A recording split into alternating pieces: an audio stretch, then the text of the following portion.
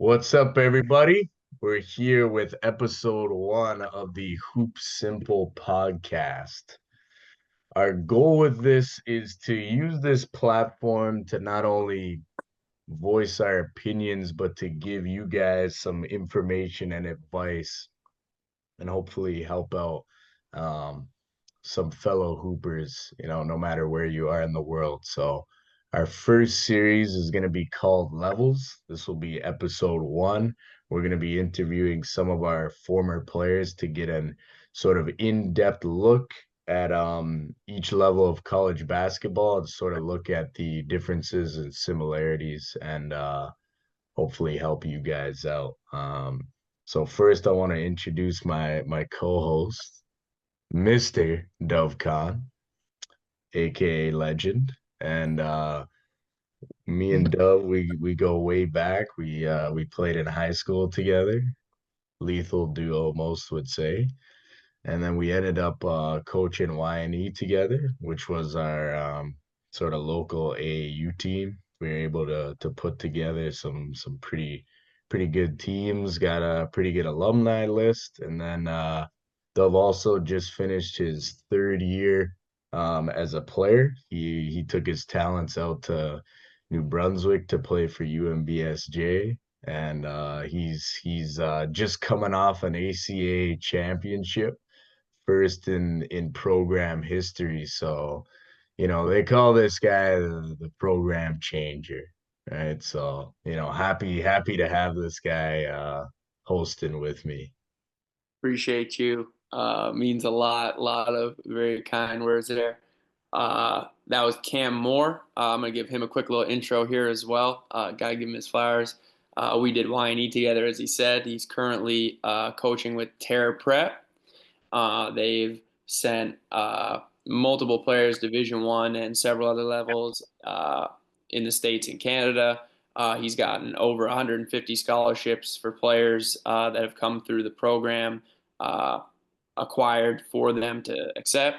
And I mean, the guy just knows hoops. If you've ever been to a YMCA in the Toronto area and had to argue with him about the game, then I bid you good luck, and I'm sure you have some sort of post trauma. Um, that's Cam Moore. Thank you, thank you.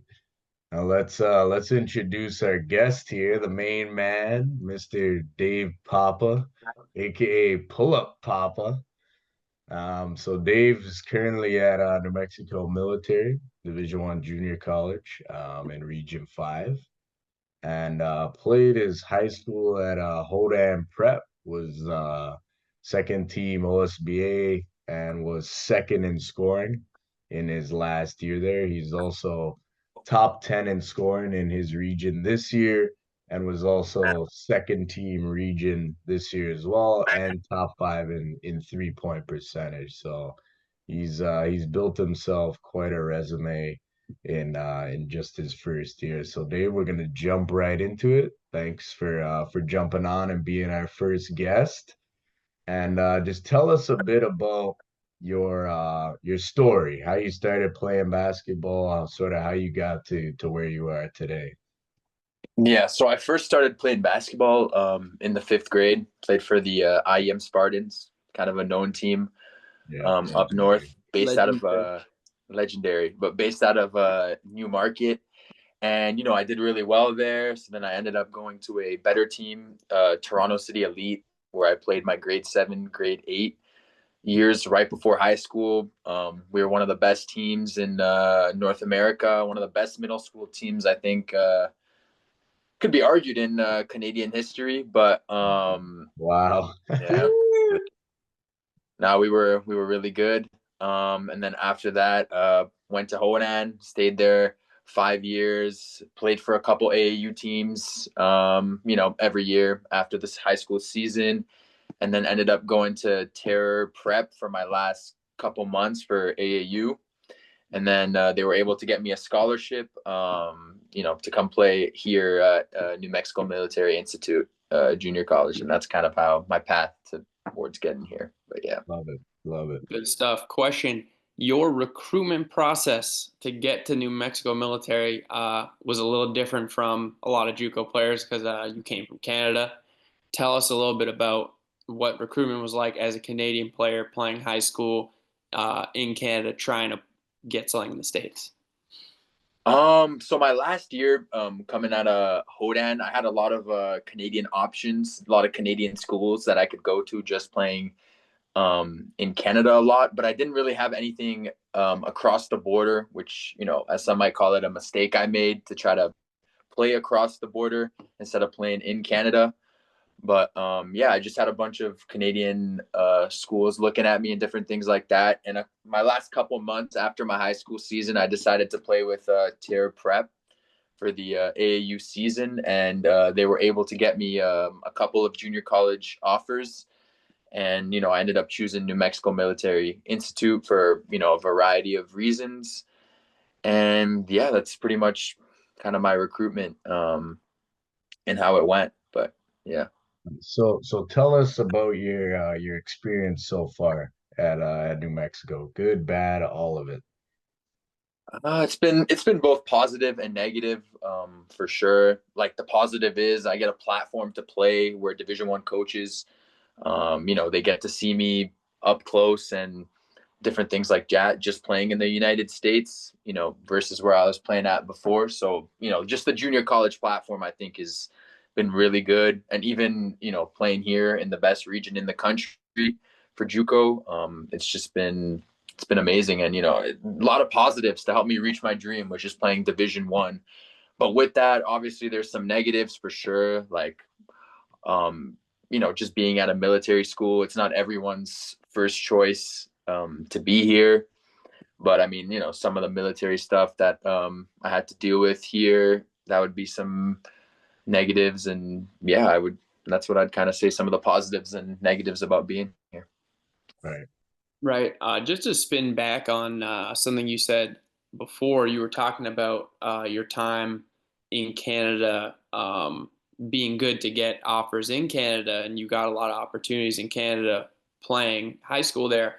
I was just wondering if you think, and this is an argument me and Cam have often, if you think that a player is better off if he wants to go U Sports. I'm not talking about best basketball. I'm talking about U Sports. Should he stay in Canada or should he go and play in the States? Cam thinks you should go down to the States, even if you're trying to play U Sports basketball. I mean, ultimately, in my opinion, I think if U Sports is your goal, I would say you're better off playing in Canada than playing in the United States, just because of like the proximity and different things like that to U Sports and some of the familiar competition to U Sports teams. So like just playing in the OSBA, a lot of U Sports are familiar with the OSBA. They understand the level of competition. Meanwhile, if you go to the United States, for sure, if you play a known team like a Sunrise Christian, or you have a really good schedule, yeah, like 100%, that would help you. But there's a lot of bad teams that you could play for in the States, and they play an unknown schedule. Coaches in the U Sports don't really know who you're playing. Meanwhile, you could come play in the OSBA where coaches come out, U Sports coaches come out all the time to come watch, and it's just easier for them to really get you recruited to the U Sports level. Right. But What do you yeah, think, that's Cam? what I would say. Yeah, I mean, I see where he's coming from. My thing is it all depends on the competition that you're playing. So there's a lot of prep schools that, they'll be in the States, but they're playing I don't know, The Northwest, blueprint. Southeast prep or something, some baloney like that, right? So I mean, if you're playing those types of teams, then yeah, nobody really cares. But if you're playing, Sunrise, IMG, DME, like those types of teams, then I think those are kind of household names that everybody knows, and I think will be more valuable to a U Sports coach than playing in the OSBA. And in my opinion, like obviously I go to quite a few OSBA games every season, and I don't even really see, with the exception of the OSBA playoffs, I don't really see U Sports coaches there in person anyways. So I think majority of the recruiting is done from either a prior connection, like a coach or something like that, or sending your film out. So that's my thinking. Right. I mean, in Canada, you're not going to simply be playing as close to schools in the States. So that's an argument against playing in Canada if you want to go to the US like Dave did. Yeah. But if you're trying to play in Canada, um, I definitely understand your perspective of if the film's better, then the film's better. But what Dave said about U Sport coaches having familiarity with the level, uh, there's a lot of U Sport coaches who might not know even some of the bigger preps, just due to a lack of knowledge and like Yeah, I could understanding see of that. other levels. So I think you are uh, taking somewhat of a risk, but ultimately, if you're trying to have a basketball career, then you're not trying to stay U Sports at all. You're going to the States anyway. Hmm. So junior college being as we've had a bunch of conversations about this before. Junior college is an opportunity that a lot of guys don't really, I think, understand, and they don't. They sort of see it in a certain way that deters them from it. I was just wondering, Dave, if you could tell us a little bit more about like JUCO versus U Sports as an option. Yeah, no, 100%. I mean, just being in Canada and different things like that, even when I was deciding between going to a junior college or a U Sports, a lot of people in Canada knock JUCO, but they don't really understand like what JUCO really is, or they haven't really watched. Like, how many games have any of the Yeah, half of yeah. you guys even watched? Literally none. Like, it's just a, I mean, it's just a misunderstanding about the level. Like, I was lucky to have guys like Cam and Dove and even Coach Menelik from Terra Prep to kind of advise me what to do, just understanding the different levels and things like that. And, you know, just looking back at it now, going JUCO was 100% the right decision for me. Like, it would have been way better off to go JUCO than going U Sports. And even like a lot of guys these days will say, oh, if you go to a U Sports, you can just transfer to a D1 or different things like that. But how many guys transfer from a JUCO to Division 1? Like hundreds of thousands each year. Meanwhile, at a U Sports, like just recently, maybe 5 last year, it's like, would you rather go to a place where there's 100,000 guys that have transferred to that level, or like U Sports where there's only, maybe you can count it on your fingers, like Yep. 5?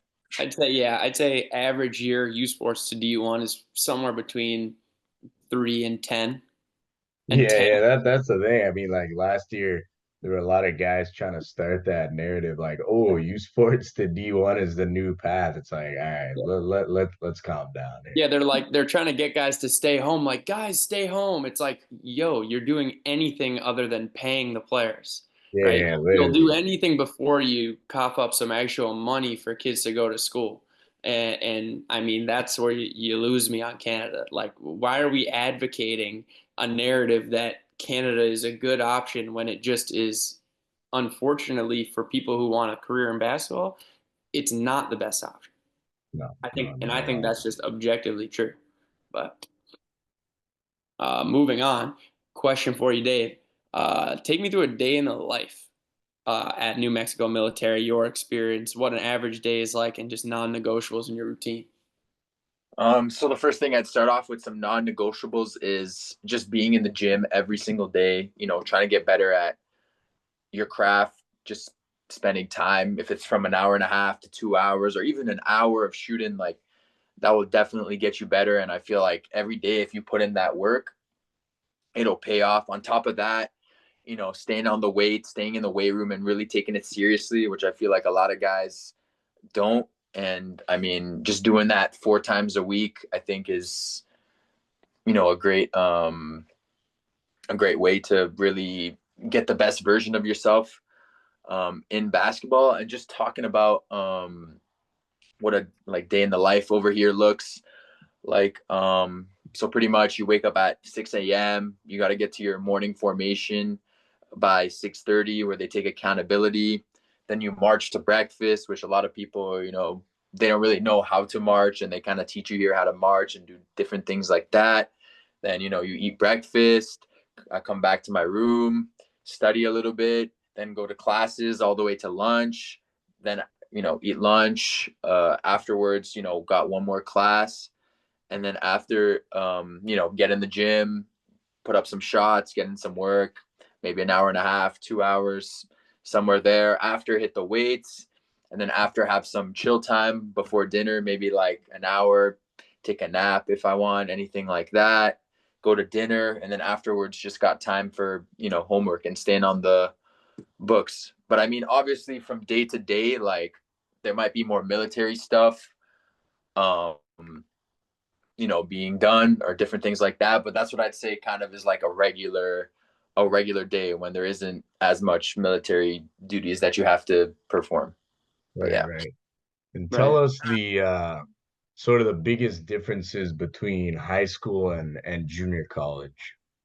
I mean, I would say the biggest thing between high school and junior college is just the size of teams over here and how much stronger players are, just being older, which, coming out of high school, a lot of people used to say to me, oh, older guys, they're stronger, different things like that. And like, I kind of took it like, oh, okay, it's whatever. But just even getting here, going through the growing pains of first being here and like playing against some of these guys where I struggled a little bit, I had to really fix my shot selection and different things like that. How would I score against these bigger, stronger, faster defenders?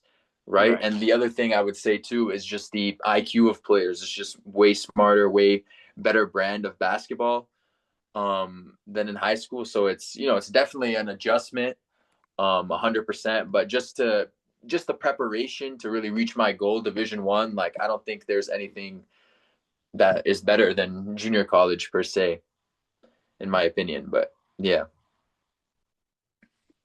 Cool. Very good stuff. Let's talk about your biggest regret on the way to where you are now as a player. What got in your way? If you could go back, what would you change? Biggest regret.